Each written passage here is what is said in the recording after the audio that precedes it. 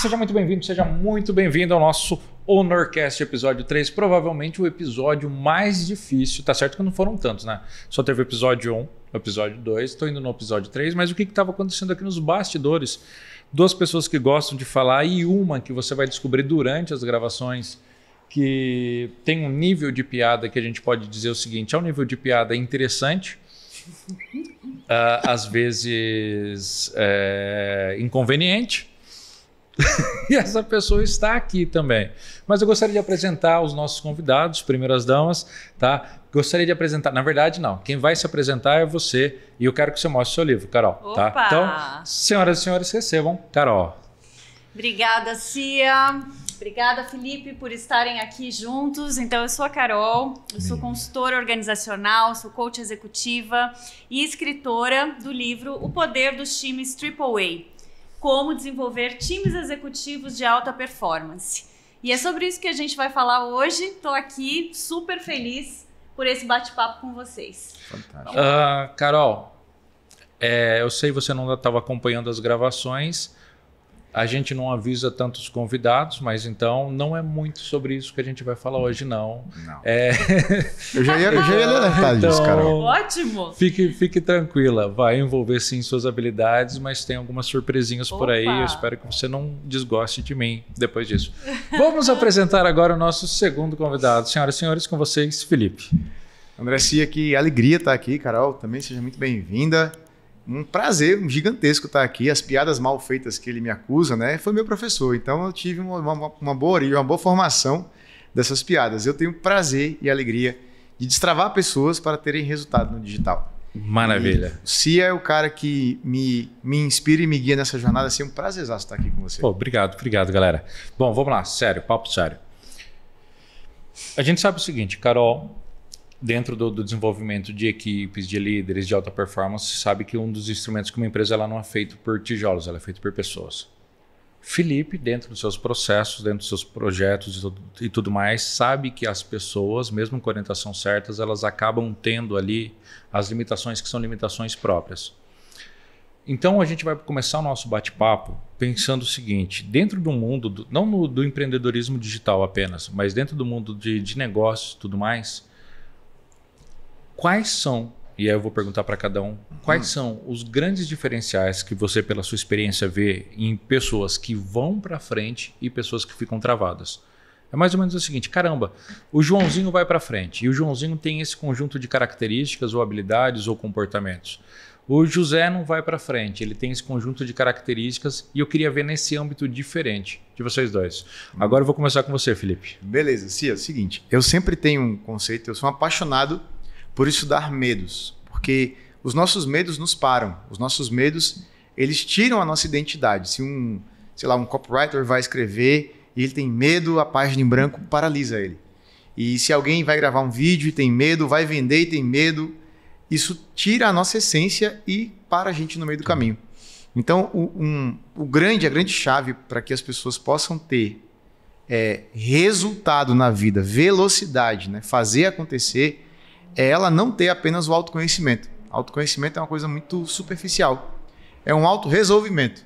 Autorresolvimento. Um autodestravamento. É entender quais são os medos que me param. E 90% deles, a gente não tem a menor ideia que eles existem. Tá. Só para eu entender. É que eu vou fazendo sempre a anotação. Não, fique à vontade, por favor. É o medo ou a reação frente ao medo, Felipe? Medo. Mas medo todo mundo tem. Não. Como não? Não. E aí onde a cabeça vai fazer assim. Bum. Vamos lá. Vamos entender uma coisa. O medo é natural do ser humano. Ok. Tá. Nesse momento agora, enquanto a gente está conversando, existem pontos de atenção que você pode ter. Ok. Mas não necessariamente você está no estado de ameaça. Ok. Se você mapear os seus medos, você consegue resolver aquele medo específico de uma situação determinada. Alguém vai fazer um lançamento, alguém vai fazer uma nova ação na vida, e aí, nesse movimento, eu tenho algo que pode dar errado. Aí onde o medo é acionado. Talvez agora você não tenha qualquer medo. Você tem ponto de atenção, mas não medo. E sim, esse é talvez um dos pontos-chave. As pessoas não têm a consciência de que elas podem abraçar, dominar e, quiçá, eliminar. Eu gostei da sobrancelha. Eu percebi. E, quiçá, eliminar os seus medos. É como um chão que se limpa e fica perfeitamente limpo. Amanhã vai sujar, mas agora ele pode estar limpo. Então nós temos essa possibilidade de dominar e eliminar plenamente os medos que param a gente, que tiram a nossa energia, porque medo cansa. Sim. Você botar a arma na cabeça de uma pessoa lá sentada, meia hora depois ela está cansada de verdade. A ansiedade cansa muito mais do que trabalhar e estudar. Sim. Então é possível zerar os medos, eliminar os medos. Maravilha. A gente vai voltar mais só falar sobre isso daqui. Uau. Carol. Uau! Fica difícil responder depois do Felipe, né? Nada. Com todo esse impacto. Nada, Carol. Mas olha, manda bala aí. Eu achei que você fez uma combinação tão feliz, porque a gente, primeiro, pensa muito parecido, e eu acho que tudo que ele falou é a minha experiência trabalhando com executivos, trabalhando com as pessoas que eu desenvolvo.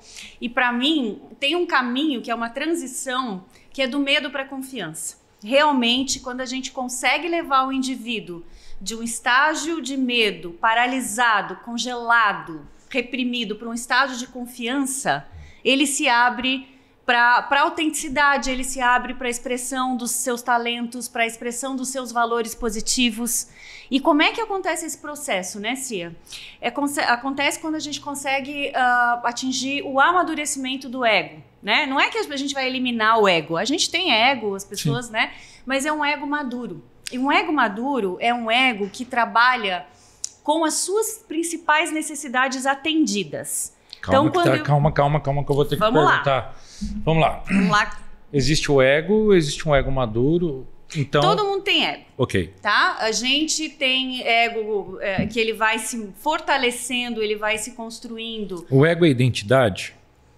Não, a identidade é uma parte, é aquilo que você pensa sobre o teu ego. Ele é um conceito um pouco mais profundo, mas para simplificar o que a gente precisa aqui é o seguinte: ele é constituído por uma escala de necessidades. Então a maioria das pessoas aqui já deve ter ouvido falar, por exemplo, na pirâmide de Maslow, que é uma forma muito simples de explicar o que eu estou querendo dizer. O primeiro passo é a gente ter as nossas necessidades de segurança atendidas.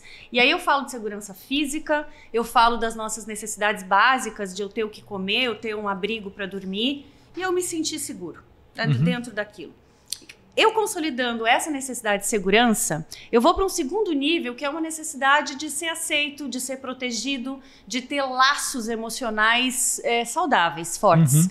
Então, não me sentir rejeitado, eu me sentir cuidado pelas pessoas que são os meus referentes, por exemplo, os meus pais, os meus cuidadores.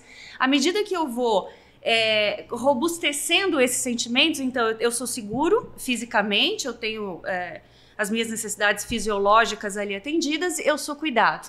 A terceira necessidade do ego, que é comum, que a gente deveria consolidar na adolescência, eu sou reconhecido, eu sou visto pelos meus talentos e eu me diferencio do grupo. Então, eu sou a Carol é assim, ela tem essas habilidades, o Cia tem aquelas habilidades, o Felipe tem as dele. Aí sim a gente consolida a nossa identidade. Perfeito, entendi. Uma vez que um adulto consegue passar por essas 3 fases de uma maneira saudável, ele consegue sair do medo de não ter o suficiente, necessidade 1, não ser protegido, não ser amado, não ser gostado, necessidade 2, medo zerado, e ser reconhecido, ou medo de não ser o suficiente, que é o que pega a maioria dos profissionais.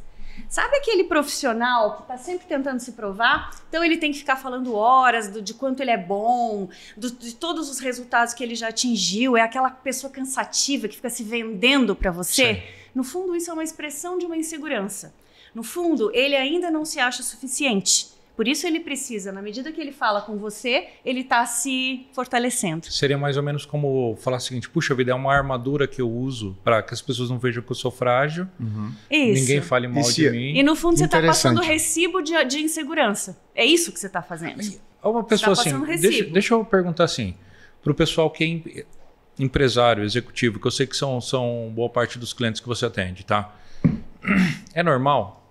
Tipo assim, falar o seguinte: cara, de 10 pessoas que eu converso, que eu vou conversar ali, que contratam meu serviço, minha consultoria, minha mentoria, É normal isso daí? Tipo, de cada 10, 3 tem isso, 4 tem isso? Como que é? É normal, mas veja a pergunta que você nos fez desde o início. O que diferencia os melhores dos outros? Sim. A gente começou assim. Então, o que diferencia os melhores dos outros? Claramente é um ego maduro. É uma pessoa segura de si, dos seus valores, do seu potencial. E uma vez que ela está segura e que ela não precisa ficar se reforçando, por que isso é importante e diferencia os melhores dos outros? Porque à medida que eu estou segura comigo, eu vou prestar atenção em você. Eu não consigo te servir se o meu foco é interesse pessoal. Puta, genial, Carol. Eu só consigo servir você se eu tô bem comigo, se eu tô madura comigo. E, Carol, uma coisa que aí eu tô presente pra você. Perfeito, entendi. Senão eu tô aqui por minha causa. E aí eu sou uma pessoa que não tem fundo, é um saco sem fundo. Eu tenho validação o tempo todo, eu tenho que receber... Entende? Essa é a diferença. Então, os melhores são aqueles que fizeram a lição de casa, que é destravar os medos que o Felipe falou. E o que acontece é que, ainda com essas necessidades supridas, por exemplo, o primeiro é o estado da sobrevivência.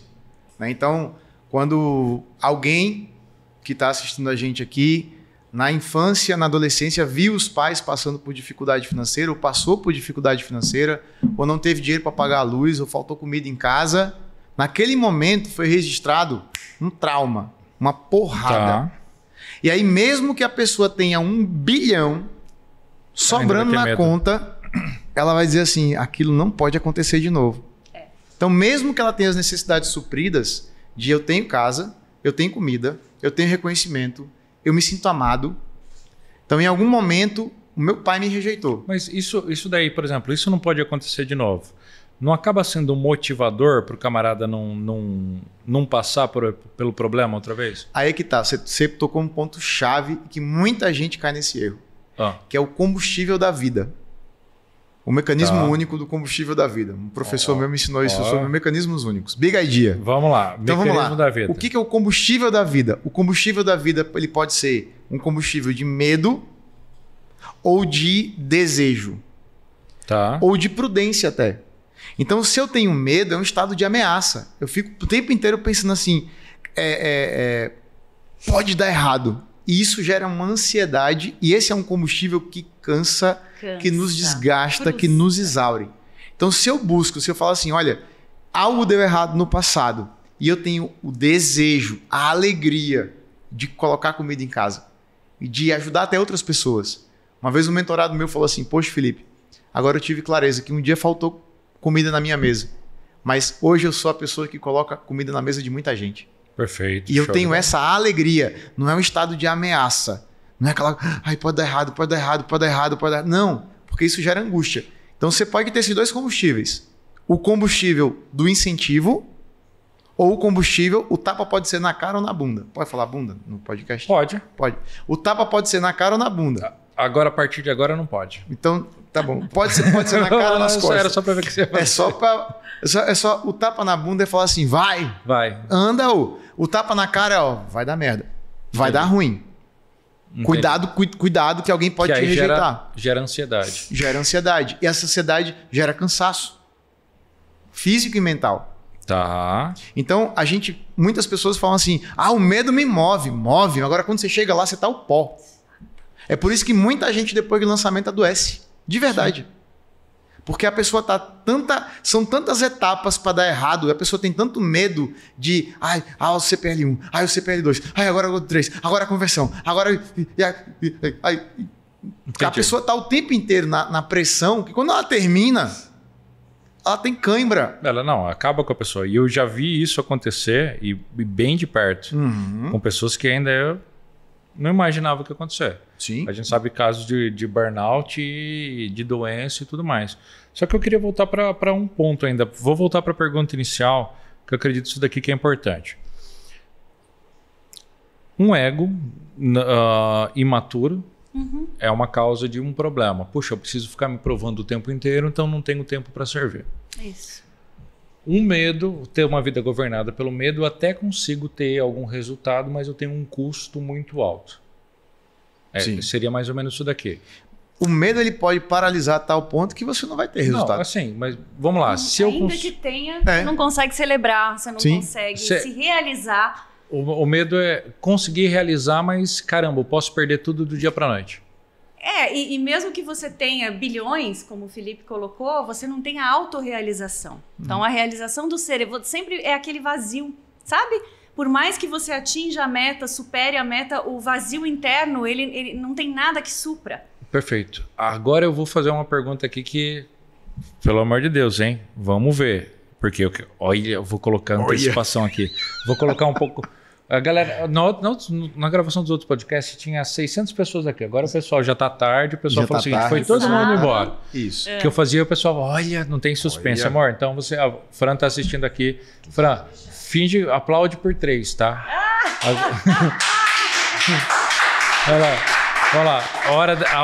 Vamos lá. Vamos colocar ansiedade, hein? Lembrem que, caramba, muita gente pode ver, vai ficar várias horas no ar. Uau. É ou não é? Sim ou não?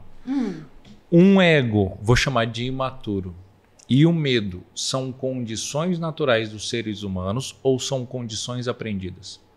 O que você acha, Felipe? Os dois. É natural do ser humano um estado de sobrevivência. E é aprendido? E é aprendido. Por meio de traumas? Por meio da porrada que você toma. E aí, o que você acha? Concordo com ele. É natural e, na verdade, só os mais fortes... Vamos usar uma coisa darwinista agora.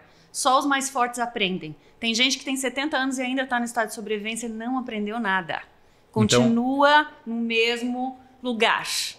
Nem todos aprendem, tá? Felizes são daqueles que aprendem a superar os seus medos e aí conseguem evoluir, servir e cumprir a sua missão. Nem todos conseguem. Isso é poderoso. Não, eu acredito. Se a gente olhar que 1% da humanidade tem 90, não sei qual é o número certo, tem tantos, que a gente vê a quantidade, né, a desigualdade até social, pessoas que partem para o empreendedorismo e pessoas que ficam num emprego infeliz, mas só por causa da segurança. Vida inteira por causa da segurança. Isso é medo. É medo. A gente percebe que existe um número maior de pessoas que não conseguiram se curar, se tratar, se resolver com isso. Exato. É muito maior. Então, assim, os medos são naturais e eles superá-los pode ser aprendido. E para isso o Felipe está aqui. Cia, posso botar uma pimenta? Deve. Nesse angu? Que é o seguinte, vamos lá. Existe um versículo bíblico. Pergunta para os seguidores. Em angu vai pimenta? Só pra saber, eu não sei nem o que é angu, cara. Eu sei o que é angu, é mal ver na cabeça do angu, tô botando angu aqui. Galera que tá gravando... Pode ser canjica, pode ser pamonha. Angu é doce ou salgado? Salgado. É fubá de milho. Então você tá. Não sabe? Pode colocar então vou botar uma pimenta nesse angu. Quer ver só? Vamos pegar um viés, não religioso, mas um viés bíblico. Ok. Quando eu comecei a estudar sobre medo, porque eu era um escravo. Escravo é aquele que não tem liberdade. De fazer uma pergunta quando tenho dúvida em uma aula, de fazer um amigo, de me enturmar num ambiente, de tentar algo pelo medo de errar e ser julgado e passar vergonha. Tá. Então eu comecei a buscar soluções para o medo. E eu achei um versículo bíblico que dizia assim: o verdadeiro amor lança fora todo medo. Existe um versículo bíblico que diz isso. O verdadeiro amor lança fora todo medo. Eu falei, peraí, se o verdadeiro amor lança fora todo medo, o medo não é de Deus. E eu achei o dono do medo. Então, assim, essa é uma visão muito pessoal, que talvez publicamente seja a primeira vez que eu esteja compartilhando, de que, para mim, medo, ele tem um dono. Bom, eu não gosto de falar o nome desse... E é ele mesmo. É o lado... Suja. É o oposto de Deus. Né? Então, porque o medo, Cia, é quando eu olho para você e eu consigo ver a sua luz. Eu olho para Carol e ela tem uma luz interior. E eu quando comecei a olhar para as pessoas, entender que as pessoas são um pedacinho de Deus, o medo, ele apaga a sua luz. Já viu um ser humano apagado? Fisicamente... É uma pessoa murcha. É uma pessoa que ela, às vezes, nem tem coragem de olhar as pessoas nos olhos. Ela tem tanto medo. Uma vez eu tinha uma empregada doméstica que era a Dona Anice. Eu falava, Dona Anice, ela... Eu falei, Dona Anice, vem cá. Tá, calma aí que eu preciso, só para poder criar um cenário. Tá. O medo é timidez? Sim ou não? A timidez é um resultado do medo, da insegurança, do medo de ser julgado. Então, timidez. O que mais? Que na hora que você falou o seguinte, você vê uma pessoa apagada? Isso. Cara, isso daí é bem subjetivo. É uma pessoa que ela não fala, ela não se expressa, ela não quer ser percebida, ela quer passar e... ela não quer ser percebida. Ela não quer incomodar. Isso não é educação? Não. Educação é você dizer, olá, tudo bem? Seja bem-vindo. Se você precisar de alguma coisa, eu estou aqui. Isso é educação. A timidez é... Deixa a pessoa passar. Olha o queixo. Entendi. Isso é timidez.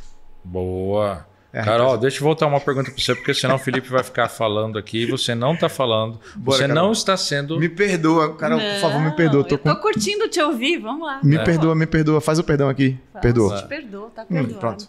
Pois é, galera, pois é. Sério, papo sério. Dentro do seu processo, você ajuda as pessoas a fazerem mais dinheiro.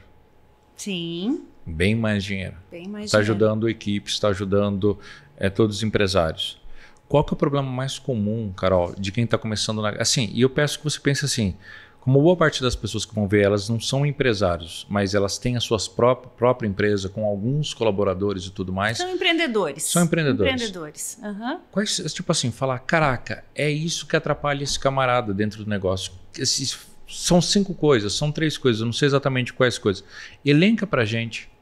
Os principais desafios do empreendedor. Aquilo que atrapalha. Eu sei que o ego infantil, imaturo é um. Quais são os outros? Acho que a questão tá muito ligada ao que a gente está falando do medo, mas é a questão de você precisa atualizar a tua identidade, o teu senso, né, de como você se vê. Se você, por exemplo, decidiu ser empreendedor, o empreendedor ele tem um desejo de resolver problemas. Okay. Tá? Essa é a natureza do empreendedor que dá certo. Ele é inventivo, ele consegue fazer as coisas acontecerem, colocar as coisas para rodar. Ele geralmente tem boas ideias, tem drive e tudo mais. Porém, o empreendedor também tem uma tendência de fazer tudo isso com as próprias mãos. Okay. Então, ele meio que confunde. Ele é o executor, ele é o estratégico, ele é a pessoa que cuida do cliente, ele é a pessoa no início, até porque ele não tem muitos recursos no início para contratar grandes equipes. Então, é natural que ele seja muito hands-on, como a gente fala. Ele arregaça as mangas e vai para cima.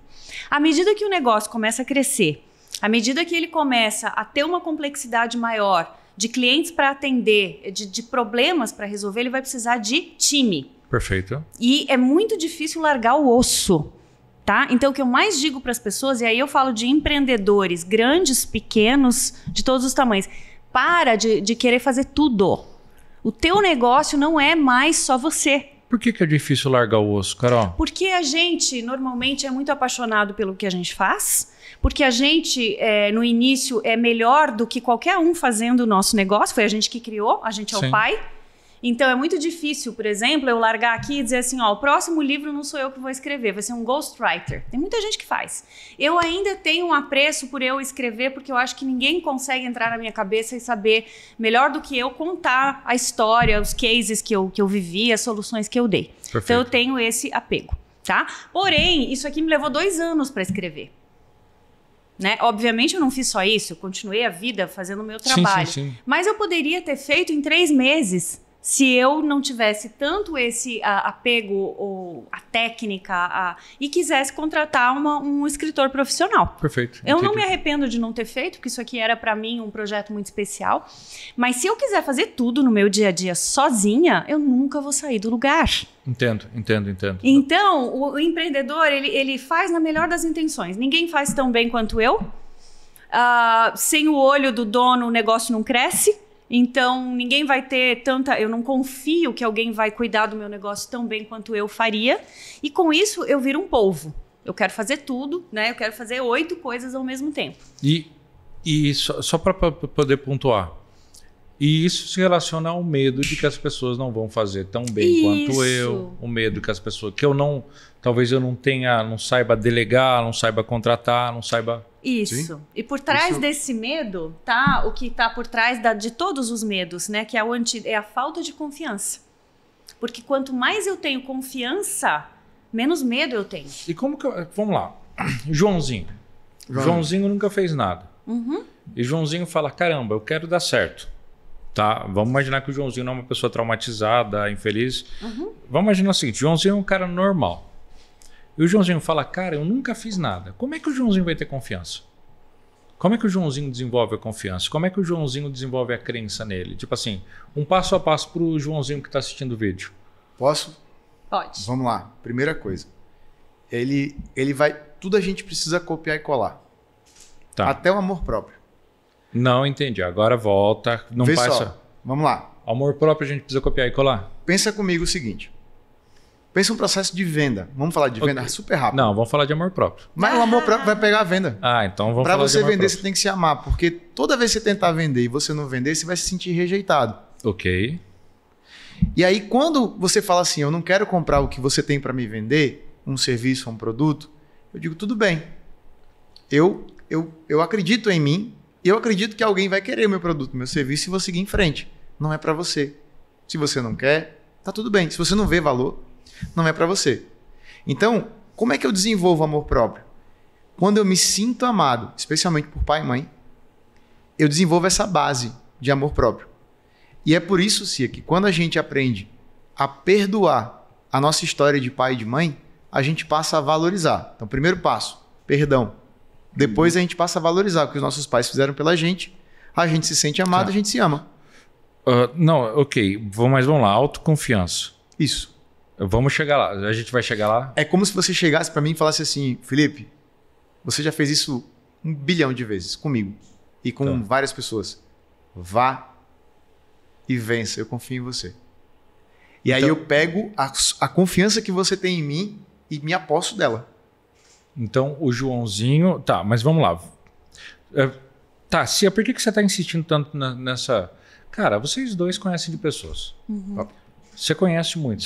Você já, Carol... Galera, ó, para você que não segue a Carol, vai estar o arroba aqui na tela da Carol. Para você que não segue o Felipe, vai ter o arroba aqui. Sigam eles, tá? Carol conhece tudo que pode ajudar líderes, liderados a fazer a empresa crescer. O Felipe conhece muito, muito, muito sobre como fazer com que a pessoa dentro dela consiga superar limites, destravar, conseguir outras coisas. Então, vocês dois são dois especialistas em seres humanos. Só que eu sei que talvez, pelo menos se tiver 100 pessoas assistindo, pelo menos 1 ou 2 vão estar o seguinte: ninguém confia em mim, eu não confio em mim, ninguém acredita em mim, eu não acredito em mim e eu estou tentando. Vamos pensar, o Joãozinho não está traumatizado, ele não está fragilizado ao ponto que algo o impeça. Ele não está incapacitado, ele ainda pode tentar. Como desenvolver a autoconfiança do Joãozinho? Vamos lá, vamos tentar por um outro caminho. Você está tentando... a persona do Joãozinho seria uma pessoa que quer empreender, por exemplo, que quer fazer algo grande, mas que ainda não tem um histórico de realizações onde se apoiar. Isso. Então ele pensa assim, baseado em quê? E talvez ele que não... eu vou, quem sou eu para ter sucesso? Perfeito. E talvez ele não tenha um apoio. E talvez ele não tenha... Provavelmente ele não terá, como a maioria dos empreendedores em início de carreira não tem. Perfeito. É normal. Então, Joãozinho, vamos lá. Primeira coisa, Joãozinho, pensa no que você gostava de fazer quando você era criança. Ok. Pensa nos pensamentos recorrentes que você tinha quando você sente que você está no seu melhor, na sua melhor energia. Pensamentos de prazer, pensamentos de sucesso. Pensa nas coisas pelas quais você era elogiado na escola, você era elogiado pelos seus amigos. Pensa... Por que as pessoas te procuram para conselho? Elas perguntam a tua opinião a respeito de quais assuntos? Vamos começar a investigar, Joãozinho, quais são os teus talentos naturais? Porque você tem, todos nós temos. Só que às vezes eles ainda não estão estampados num DRE, um balanço financeiro, ele não converteu em número, tá? Mas você tem, assim como eu tenho. Então procura investigar ao longo da tua história quais foram os momentos onde você deu o seu melhor e se sentiu, uau, hoje eu arrasei, hoje eu tô que tô, né? Quais são esses momentos? O que você estava fazendo? Quem você ajudou? Perfeito. Que soluções você ajudou a resolver? Tá? E como é que você se sentiu quando isso aconteceu? Esse como é que você se sentiu é o teu combustível. Perfeito. Carol, posso colocar de um jeito que eu consiga entender? Pode. Como se fosse um passo a passo? Então, no primeiro momento, fala o seguinte: caramba, já que eu quero isso, eu não estou sentindo. É identificar a dor, identificar o problema. Falta de confiança. Falta de confiança. Isso. Fala, putz, eu preciso fazer isso, mas eu não confio em mim. Estou com um problema e vou resolver. Perfeito. Então, vamos chamar de intencionalidade. Boa. Aí a segunda coisa que ele vai fazer é falar: puxa vida, eu não tenho experiência nisso, mas existem experiências correlatas que eu fiz ali. Perfeito. Que é o relembrar. Aí a terceira coisa que ele vai fazer é resgatar o que ele fez, o que ele sentiu, o que ele viveu, para entender que, mesmo que não fosse no mesmo jogo, mesmo que não fosse jogando no mesmo campo, ele já fez gol antes, ele já goleou antes. Então, esse é o processo. É esse o processo. Enquanto você estava falando, aí eu estava juntando algumas coisas que o Felipe disse. Eu imaginei o seguinte: uma pessoa que não consegue falar em público e precisa, de repente, fazer alguma coisa.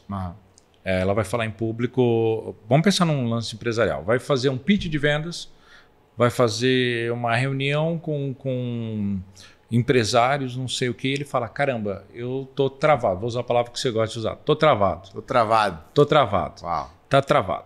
Isso. Aí eu falo o seguinte: caramba, já teve vezes que eu falei em público? Já. De repente não foi na frente da sala de aula, ele não tem essa experiência e tal, não apresentava trabalho, mas já teve vezes que ele falou com os amigos, jogando bola, o Joãozinho, falando com outras pessoas. Aí ele fala: caramba, quando eu estava falando em público, quando eu estava conversando com mais do que uma pessoa, o que eu fazia? Eu fazia isso. Como eu me sentia? Me sentia assim. Isso. Então isso vai me aumentar o nível de confiança e diminuir o medo. Exato. Isso te constrói. Só que tem dois atalhos. Tá. Eu vou passar aqui para quem está nos assistindo. Bora lá. O primeiro atalho é a modelagem. Modelagem natural do ser humano. Quando eu fui saltar de paraquedas, eu olhei para o paraquedista e eu falei a mesma coisa que uma criança fala para um super-herói. A criança fala assim: eu sou o Homem-Aranha ou a Mulher Maravilha. Eu sou. Eu sou. Eu já vi uma criança fazer assim para mim. Sim. Ela acreditava que ela era. Se você falar assim: nossa, você parece com o Homem-Aranha, ela vai dizer: não, não parece, eu sou. Sou o Homem-Aranha. Eu sou o Homem-Aranha. Então, é natural do ser humano, Cia, a gente olhar para alguém e falar assim: eu sou, e aí você pensa na pessoa mais confiante que você vê no palco. Ou fazendo aquilo que você vai fazer. Então, assim, eu vou escrever um livro, eu vou fazer uma copy. E teve uma vez que você me disse um trecho de copy que quando eu vou escrever, eu falo assim: eu sou o André Cia. Era uma copy sobre a minha carta de suicídio. Que as últimas palavras daquela carta foram as mais tristes que eu escrevi, porque eu sabia que eu não ia estar lá quando os meus pais recebessem ela. Você me disse isso. E eu me visto de André Cia, subo mais uma sobrancelha do que a outra. É charme. E eu começo a escrever. Então eu incorporo aquilo que você faz. Isso é modelagem. A segunda coisa é destravar o passado, é perdoar o que já deu de errado. Então toda vez que a gente tem medo do que já aconteceu. Vou falar de novo. A gente tem medo do que já aconteceu. Então, às vezes que eu fui falar em público e ninguém prestou atenção ou me rejeitaram, na hora que eu vou falar em público, eu vou acessar esse medo. Porque a trava está sempre no passado. Eu perdoo o passado. Perdoar é uma forma genérica de falar um processo muito mais complexo. Mas quando eu perdoo o passado, eu olho para o futuro sem medo. Eu posso voltar nessa forma genérica de falar? Sim. O que é perdoar o passado? Vamos lá, só para explicar. Tipo assim... Perdoar o passado é ver o momento com amor. Existe um mandamento que é o amai-vos uns aos outros, assim como eu vos amei. E isso inclui a momentos. Quando eu penso na cruz, eu mentalizo Jesus na cruz, é um momento de tortura, de matar alguém. E ao mesmo tempo é um momento de amor. Então quando eu pego a capacidade de ver alguém sendo torturado, mesmo que a pessoa não tenha fé em nada, você fala assim, você está vendo alguém sendo torturado, alguém que está dando a vida por uma causa, para salvar a humanidade, alguém que está lá. E na hora da tortura ele ainda fala assim: Pai, perdoa, eles não sabem o que fazem, porque se fosse eu, dizia: Pai, queima tudo no fogo do inferno. Mandar perdoar, isso é ver o momento com amor. Então quando eu olho para trás e eu me lembro de uma história que eu com 6 anos de idade sofri um abuso no meio da rua. 6 anos. Um homem baixou minha bermuda e meteu a mão em mim. Puta merda. Eu voltei lá no tempo, só mentalmente. Aí eu falei assim: Jesus, que pai é você que deixou eu passar por esse abuso? Aí ele me levou pro pé da cruz. Ele falou: eu estava lá com ele. E você sofreu esse abuso para você ser uma arma de amor no mundo. Porque isso é doença. E a maior doença do mundo é a falta de amor. Então, perdoar é a gente reprogramar aquilo para a gente conseguir ver aquele momento com amor. E o momento... Desculpa, se você não puder responder, não responde. Fica à vontade. E o que você vê de momento de amor nisso, cara? Aquele abuso foi o carvão que eu transformei em diamante. Hoje, eu sou tão apaixonado, eu sou tão sedento para transformar vidas e para espalhar amor no mundo, porque eu passei por aquele momento. Eu fui vítima, mas eu sofri pela doença da falta de amor. Então, a minha cura daquele momento é hoje escrever livros, palestrar, ter mentorias, onde eu vou ajudar as pessoas a vencer os seus medos e a ser amor no mundo. Caraca, velho. Forte. Eu sou grato ao cara que me abusou aos 6 anos de idade. Sou grato a ele. Sou grato àquele momento. Assim como eu sou grato ao momento da cruz. Eu já fui na cruz várias vezes lá e falei, ei, tá errado isso, mentalmente. Mas era necessário. Se eu pudesse voltar, é claro que eu mudaria. Sim. Mas eu sou grato ao abuso que eu sofri. Eu sou grato por ter visto meu pai morrer com amor e estar do lado dele. Eu sou grato. E eu vi a morte do meu pai com amor, porque triste não é morrer. Triste é a gente não viver. Eu lembro do áudio que você mandou para mim depois, falando que, cara, parabéns, Felipe. Eu lembro do áudio. Eu lembro que você estava em paz e que você deixou seu pai ir com paz. Cara. Foi lindo. Foi um momento de paz, de amor, a transição. Eu mentalizei ele pegando na mão do Criador e indo. E naquele momento veio na minha cabeça, triste não é morrer, todo mundo vai morrer. Mas muita gente não vive pelos seus medos. Não vive um grande amor, não vive uma grande copy, não vive uma nova profissão, uma nova carreira, não lidera por medo. O medo apaga a gente. Uou! Geralmente eu faço um desafio, o assunto ficou assim tão denso que eu vou fazer da mesma forma. De verdade. Só vou dar o tempo pro Felipe aí. Não, toca aí. A gente tem um desafio que é uma pergunta e aí o pessoal vota em quem ganha aqui, tá? Uau, bom, mas Felipe, você também me coloca em cada situação. Eu vou fazer vou nisso. te contar, hein? Você é a triple A woman. Né? Vamos lá. E assim, galera, tem que falar a verdade. Tá bom? Não é dourar a pílula, não. Vocês vão ver no podcast passado o quanto que eu fiquei falando com a Fran, falando, não, vai verdade, mas a Fran quis ser boazinha. Ela não quis falar que muitas vezes eu fui um bobão no nosso casamento, muitas vezes eu fui um babaca. Ela perdeu a oportunidade, né? Tá vendo aqui? Perdeu a oportunidade. Então, vocês podem falar aquilo que pega no coração, tá? Dentro da carreira de vocês, dentro do processo de vocês, tem alguma coisa que tira do sério? Tem alguma coisa que fala o seguinte, cara, putz, de novo, cara? O que tira vocês do sério? Não pode... vocês são pessoas que conhecem pessoas, mas vocês são pessoas. Uhum. E por mais que a gente fale o seguinte, cara, tem isso daqui que é incrível, que é maravilhoso, vamos ser sinceros, somos todos humanos. Esse é o momento da verdade. Tá? E aí como que vai ser votado? Vai ser o seguinte, se a gente falar assim, Carol só enrolou, a Fran perdeu por causa disso. A Fran enrolou e perdeu por causa disso. Tá? Então vamos lá. O que tira você do sério, Felipe? Tipo assim, você fala, cara... Pelo amor de Deus. O que é? O que me tira do sério? Vou votar aqui, aí o pessoal vai votar. Uau, essa pergunta é muito profunda, Cia. Pelo seguinte. Não enrola, não. Enrolar perde ponto. A coisa que mais me tira do sério é quando eu percebo que eu cometo erros repetidos e esses erros, eles prejudicam não só a mim, mas a pessoas, outras pessoas. Isso acaba assim, isso tira a minha paz. Quando você comete um erro que você prejudica alguém. Quando você faz algo e aquela ação que você fez é um erro repetitivo, sabe? Quando você fala assim, caramba, de novo. E, por exemplo, um erro que eu repito, muitas vezes é o meu posicionamento. Eu ajudo infoprodutores a terem faturamento melhor. Ou eu ajudo os clientes dos meus infoprodutores, dos meus clientes. Perfeito. Então, quando eu percebo que eu cometo o mesmo erro de novo, e isso acaba prejudicando pessoas, prejudicando às vezes minha família, prejudicando às vezes as pessoas que trabalham comigo, isso tira a minha paz. E o erro que você comete repetidamente é? Posicionamento. É falta de foco. Falta de foco. Isso. É olhar para um caminho e falar assim, caramba, isso aqui vai ser legal. Aí tem outro caminho, mas esse aqui também vai ser bom. Essa pessoa também precisa de mim. Talvez é o medo de não conseguir servir da melhor forma possível. Ou talvez seja uma escolha que você tem que fazer. Sim, é verdade. Galera, posicionamento é importante. Uau, muito. Carol, Muito. E aí, Carol? O que me tira do sério profissionalmente, é isso? Profissionalmente.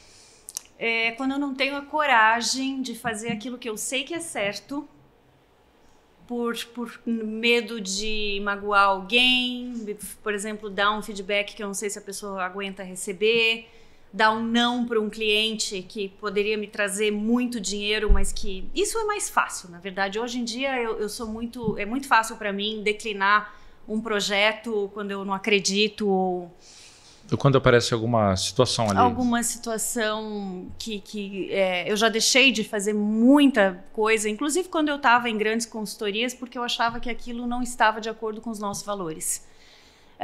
Não que fosse fácil, eu ia tremendo, mas eu fazia porque eu sabia que depois eu não ia dar. Quando eu não acredito, eu não consigo fazer. Eu sou muito assim, não coloco o meu melhor. Mas ainda assim, o que me tira do sério é que às vezes eu sei a resposta, eu sei o que eu preciso fazer e eu não tenho coragem de ir até o fim por algum motivo que é uma trava minha. Que é o lance do magoar a pessoa.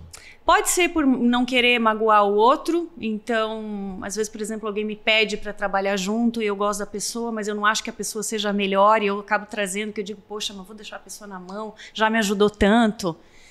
Eu já fiz isso e depois eu digo, sabia que essa não era a melhor pessoa para o projeto, mas eu quis trazer para apoiar essa pessoa e o resultado não foi...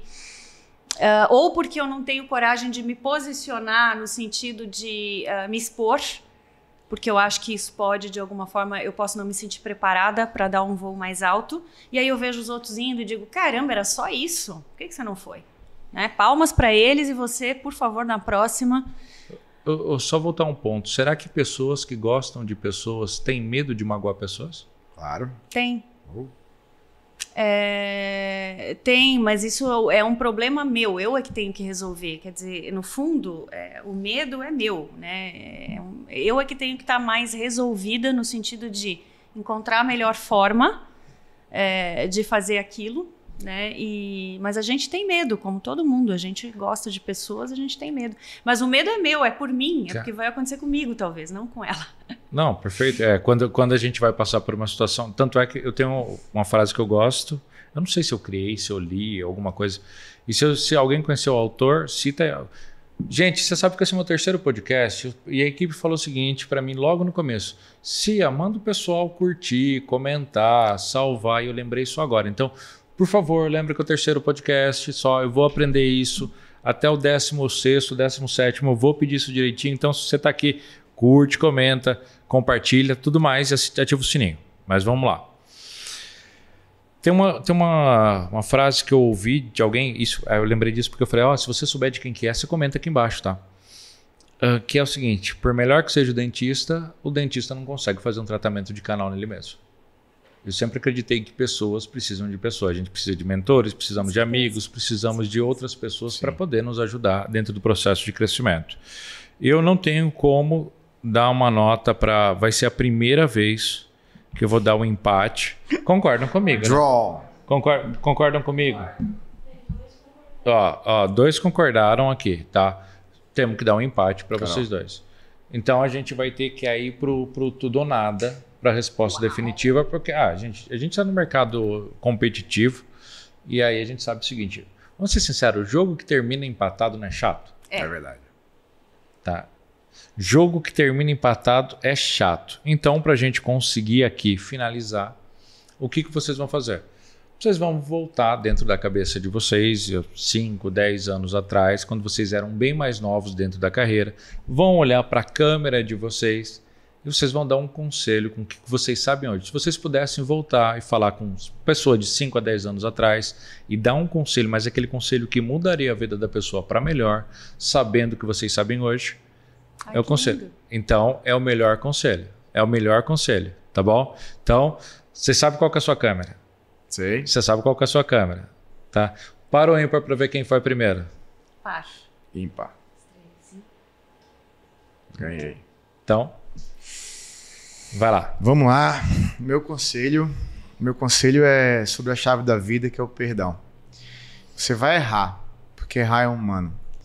E quando você aprende a se perdoar pelo tempo perdido, pelas escolhas erradas, se perdoar porque às vezes você confiou nas pessoas e elas traíram sua confiança, você vai aprender com seus erros e você vai conseguir manter a alegria de viver. Vai limpar do seu coração toda a culpa, todo o medo, e você vai aprender a se olhar no espelho e sentir orgulho de quem você é. Não espere você chegar lá para sentir orgulho da pessoa que você é. Aprenda a se ver com amor agora. Aprenda a comemorar cada passo da jornada, principalmente os erros, porque eles são muito melhores professores do que os acertos. Que você tenha o poder de se perdoar as pessoas, pedir desculpas e se sentir perdoado. E quando você aprender a fazer isso, você vai perceber que o caminho da vida vai ficar mais fácil, mais leve, e você vai aprender a fazer uma coisa, talvez a coisa mais importante da vida, que a gente precisa fazer várias e várias vezes, que é recomeçar. Uou.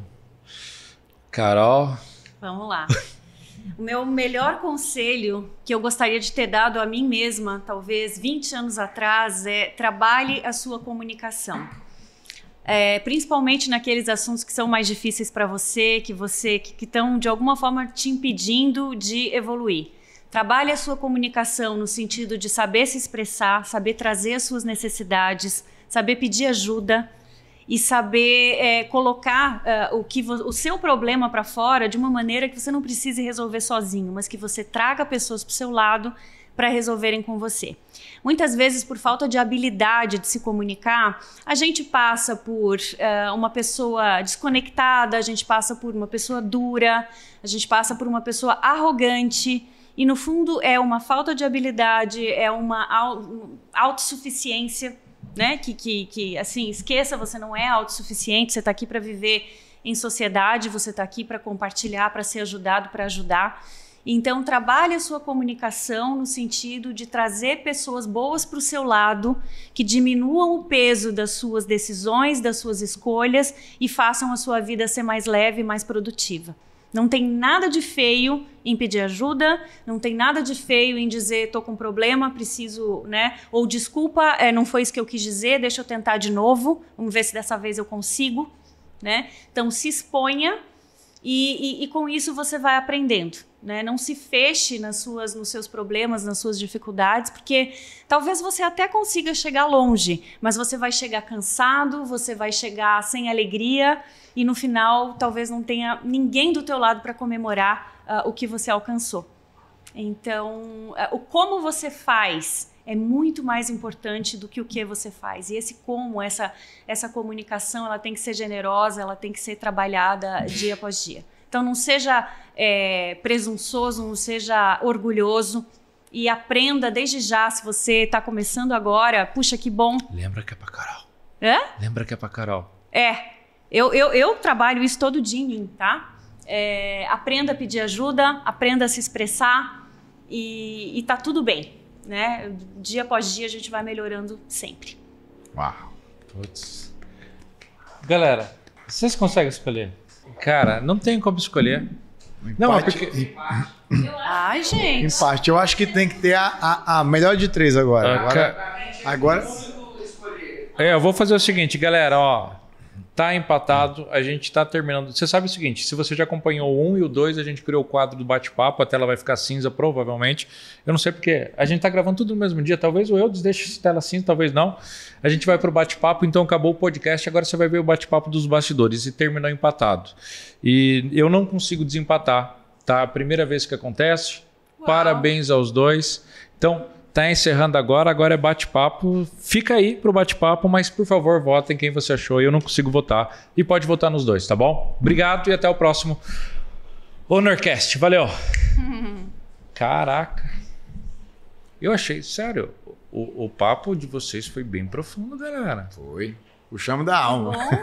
Foi da alma mesmo. Que bom. Não, e essa prosa é boa, né? Eu me conectei com a Carol logo quando eu tive a alegria de ser a pessoa que recebeu a Carol no Honor.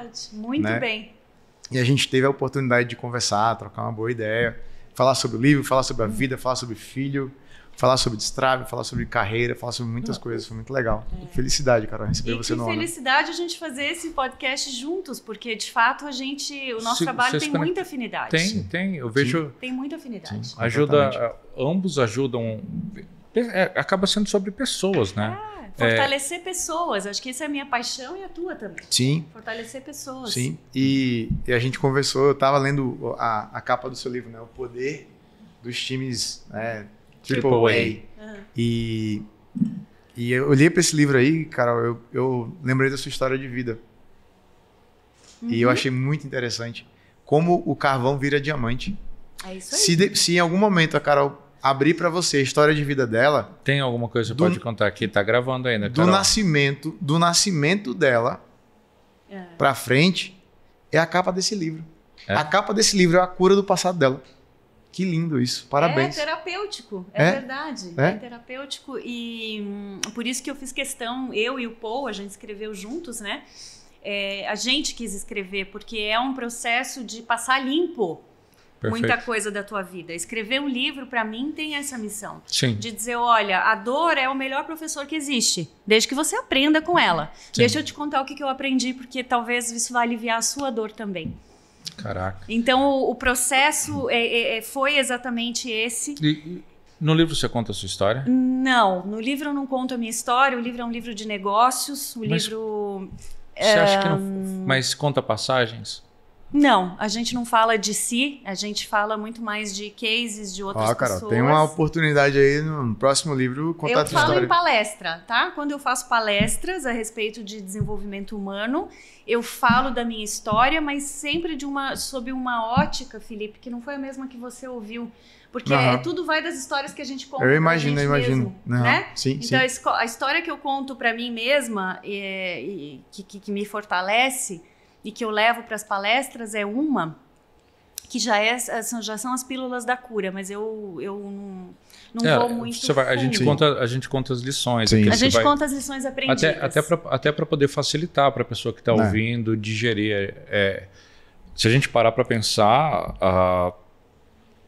o posicionamento que a gente precisa ter é muito cuidadoso, porque afinal de contas pode ter alguém na plateia ali que não está pronto para receber a carga total e ter que esperar o jeito da cura. E tem coisas, né, quando a gente fala da nossa criação, da nossa história, que querendo ou não, se você for contar tudo, assim, você expõe outras pessoas. É verdade. E eu tenho esse cuidado, né? Eu já perdoei muita coisa, sabe? Mas eu tenho esse cuidado também de não querer, de repente, para eu me... Não, entendo. Então, você não expõe, mas você expõe as lições e você expõe aquilo que te fortaleceu. E hoje o que me deixa mais feliz no meu trabalho é realmente quando a pessoa fala comigo, vem fazer um processo comigo e sai mais forte. E sai mais inteira. E a base disso, Carol, tem uma frase assim, que eu digo, o pessoal dá risada, mas é verdade. E o nosso passado é um laboratório, né? E eu fico muito feliz quando eu vejo as pessoas usando o passado, a dor do passado para ser cura. Isso. Né? Hoje você é cura para muita gente. Isso. A frase é a seguinte: se você sobreviver à sua família, você está pronto para a vida. Exatamente. Então, assim, a gente tem coisas que às vezes a gente não aprendeu com os nossos pais, né? Que quando a gente olha para o passado, eu já aprendi a lidar com várias pessoas olhando para os meus pais. E aprendi a lidar com os meus pais aprendendo com as pessoas. Então, a coisa se repete. Então, quando você aprende a lidar com seu pai e com sua mãe, é como se fosse assim, o maior gigante da montanha. Na hora que você, entre boas aspas, né, vence esse gigante, uma vez um chefe botou o dedo na minha cara e falou assim: eu vou destruir sua carreira. Aí eu ri e falei assim: cara, minha mãe tentou. E você, perto dela, não é ninguém. Então, eu conheço essa história. Então, assim, é muito bonito como a gente usa o nosso passado, a nossa história e tudo se encaixa, né? Você tem uma história de vida muito linda. Quando eu não sabia da tua história de vida, da mão que você quebrou e tal, andando de moto, né? Como é que quem diria que o Cia já foi motoboy? Foi isso? Não, era motoqueira. Motoqueiro, não é motoboy? Não, era motoqueira. Motoqueiro. Não, mas uma história... Hoje o objetivo é falar sobre vocês, galera. Mas assim, é só pra gente... Qual é a mensagem que a gente quer deixar pra todo mundo que tá vendo aqui? Você não é seu passado. Isso. Você não é a sua história. Você pode usar a sua história. Perfeito. E os seus erros não te definem. E ainda assim...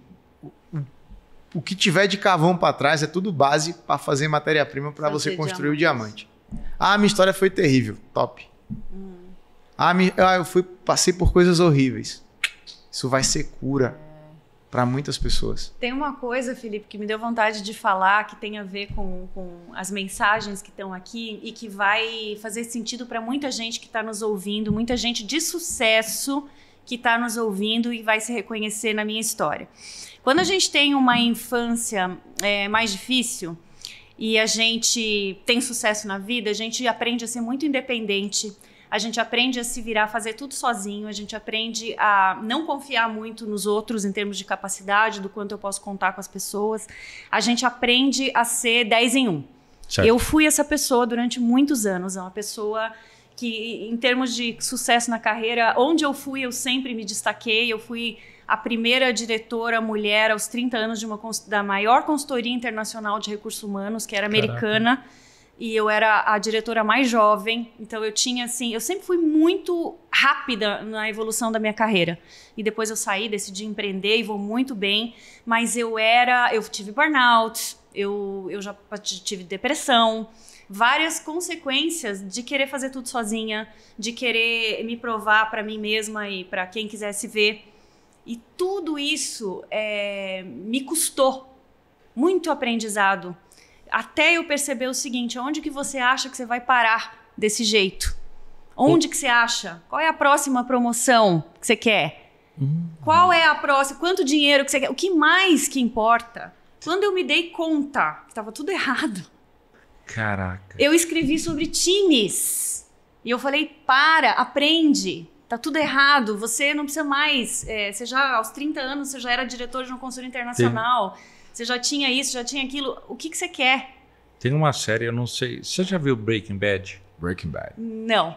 Cara, assiste. Assiste, Carol. É muito boa. Muito bom. Tem uma cena que eu lembro, que eu acho que talvez seja a cena da virada do Walter White, personagem.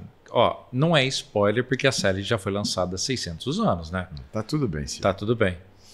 Não tenha medo de contar o final do filme. Não tenho medo, não. Eu já só tô avisando. Ele que eu morre detesto no final, spoiler. Morre no final. Tá. Ih, eu não vi, mas tudo bem. Mas, sério, compensa ver. Mesmo sabendo que ele vai morrer no final. Tem uma série, uma cena lá que a Skyler, que é a esposa do Walter White, chega e fala o seguinte, ele tinha um depósito lá onde ela estava guardando dinheiro.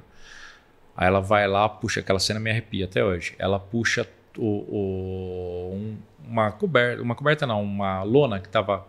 Puxa uma lona e tem assim mais uma pilha de dinheiro. O cara falou... Maior do que essa mesa aqui. Maior do que essa mesa. Ela olha para aquela mesa e fala, olha, eu comecei a contar, depois que eu não dava para contar, aí eu comecei a pesar, aí eu percebi que as notas elas pesavam de tanto e tanto, ou seja, cada 100 notas tem tanto peso. Aí eu parei de contar e eu comecei a acumular. Ela falou, aí ele fala assim, eu não sei, ele perguntou, quanto dinheiro tem aqui? Ela falou, de verdade, eu não sei. Tem todo o dinheiro eu fui colocando aqui, só fui empilhando, fui colocando, acho que negócio de traças e tudo mais. Tem muito dinheiro aqui. Aí ela virou para ele, para o marido dele e falou assim, Walt, qual é o tamanho dessa pilha para você parar? Exato. Até onde que eu tenho que fazer? Até onde vai? E caraca, Carol, obrigado. É exatamente isso. E agora eu escrevo sobre times, eu ajudo as pessoas a trabalharem em time, a colaborarem, a se ajudarem. Porque essa, para mim, foi a virada de chave da minha vida. Perfeito. Fantástico. Parabéns, Carol. Galera, você que está aqui, é isso que acontece depois de um grupo de empresários de alto desempenho. É o bate-papo que acontece após as palestras e apresentação. Obrigado, se inscreve no canal. Por favor, siga Carol, incrível, Felipe, incrível. E obrigado que ficou aqui. Lembra de deixar um curtir e um comentário. Lembrando que você também tem que falar o seguinte, quem ganhou essa porque eu não consegui. Para mim, Felipe e Carol empataram. E valeu, galera. Obrigado. Beleza. Boa. Obrigada. Show. Uau.